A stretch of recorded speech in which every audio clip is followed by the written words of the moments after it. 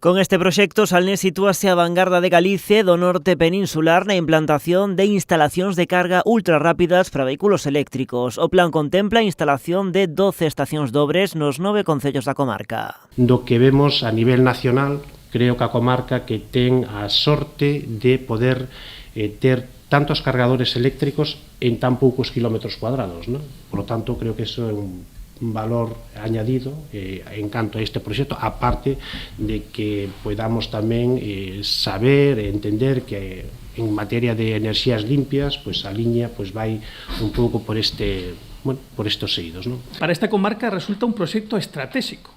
E resulta estratégico por unha cuestión de sostibilidade, por unha cuestión de que se queremos encauzarnos hacia esa senda 2030, se temos que reducir as emisións de carbono, se queremos que haya implantación do vehículo eléctrico, o primeiro paso é dotar de infraestructuras de carga ultrarrápida. Destes cargadores salienta a velocidade de recarga, conseguindo completar o proceso con éxito en apenas 10 ou 15 minutos. Detrás da súa instalación está Iberdrola BP Pulse, cunha proposta que terá un retorno de 3 millóns de euros sen ningún custo para a administración. Presentaros a unha licitación que realizamos aquí e van realizar unha inversión nesta comarca de 1,8 millóns máis IVA. Estamos falando exactamente invirten 2.178.000 euros en infraestructuras nesta comarca. A maiores, eles na licitación ofreceron un canon á Mancomunidade de Salnés de 43.201 euros para un período de 15 máis 5 anos. É dicir, a Mancomunidade de Salnés nos próximos 20 anos vai a recaudar, con concepto de canon, 864.000 euros. Esos 864.000 euros que lle facilitaron á Mancomunidade de Salnés?